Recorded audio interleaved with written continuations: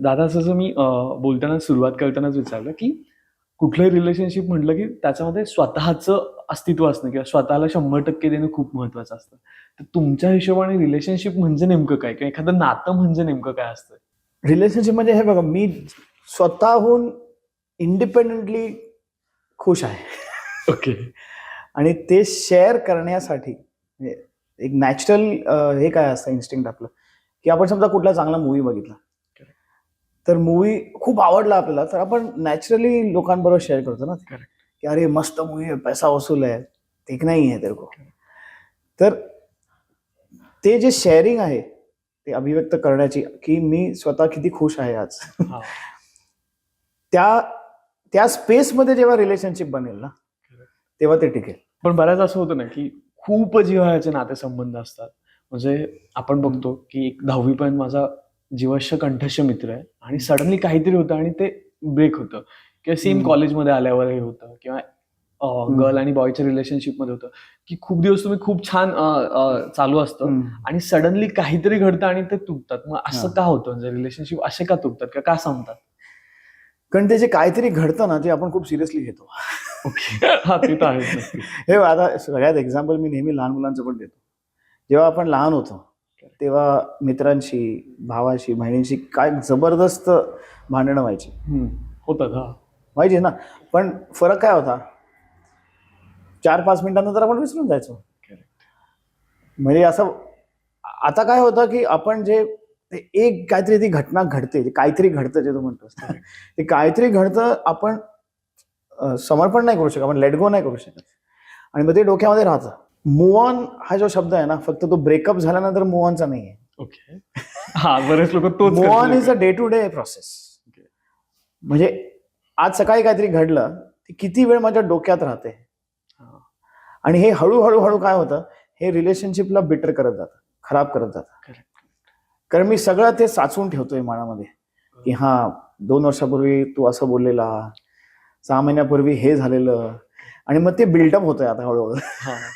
आणि ते बिल्डअप झाल्यानंतर आपण असं म्हणतो ना, की काहीतरी घडलं म्हणून ते ब्रेक झालं, असं नाही आहे. ते बऱ्याच अशा काहीतरी घडलं झालेलं आहे. ओके. राईट. आणि कुठलंच ती घटना जी आहे, जी आपण आता लेट गो साठी मराठी शब्द मला सापडत नाहीये, पण लेट गो नाही होत आहे. आपण सोडून नाही देत त्याला, ते राहतं डोक्यामध्ये, की हा असं झालेलं, तू असं मला बोललेला, तेव्हा तू मला डिसरिस्पेक्ट केलेला आणि ते मी सोडलं नाहीये माझ्या सिस्टम मधून. मग ते हळूहळू पाहिलं होतं.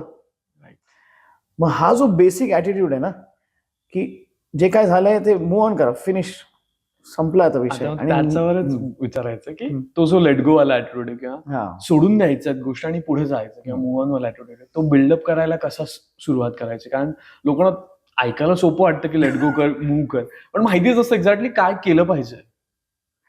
हा, आता माझा पर्सनल एक्सपिरियन्स, त्याच्यासाठीच आम्ही आर्ट ऑफ लिव्हिंग, सुदर्शन क्रिया आणि मेडिटेशन टेक्निक्स त्याच्यासाठीच.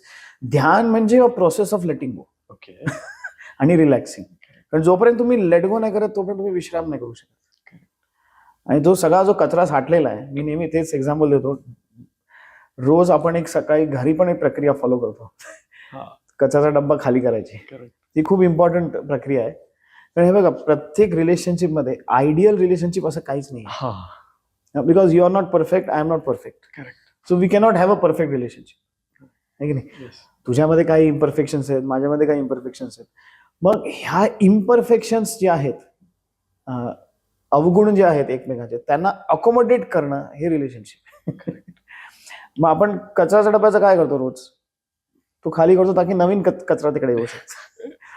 पण जर खाली नाही केला, रिकामा नाही केला डब्बा, तर मग काय होईल? सगळं ते घरामध्ये सगळं खराब वास यायला लागेल आणि स्टिंक व्हायला लागेल सगळं. तर ही जी प्रोसेस आहे ती फिजिकल लेवलवर पण जेवढी इम्पॉर्टंट आहे, तेवढीच मेंटल आणि इमोशनल लेवलवर सुद्धा इम्पॉर्टंट आहे. आणि तेच रिलेशनशिपला वाचू शकतं. नाहीतर सुरुवात छान होतेच प्रत्येक रिलेशनशिपची, I love you, I miss you, आणि तुझ्या अजून कल्पना होते अशी, नक्कीच.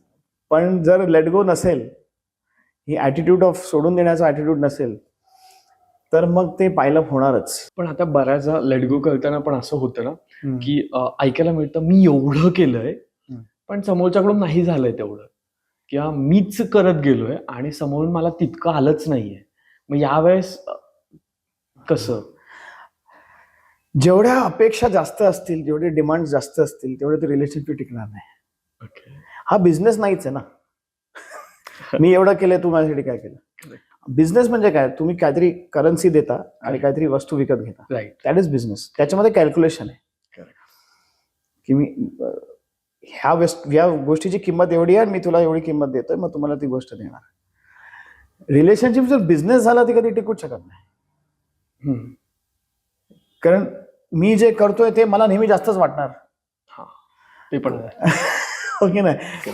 आणि मग त्याच्यामध्ये मग 100% आर्ग्युमेंट्स होणार. It is unfortunately a one way street. The moment this comes, तू माझ्यासाठी काय केलं, तो बिझनेस झाला. पण ते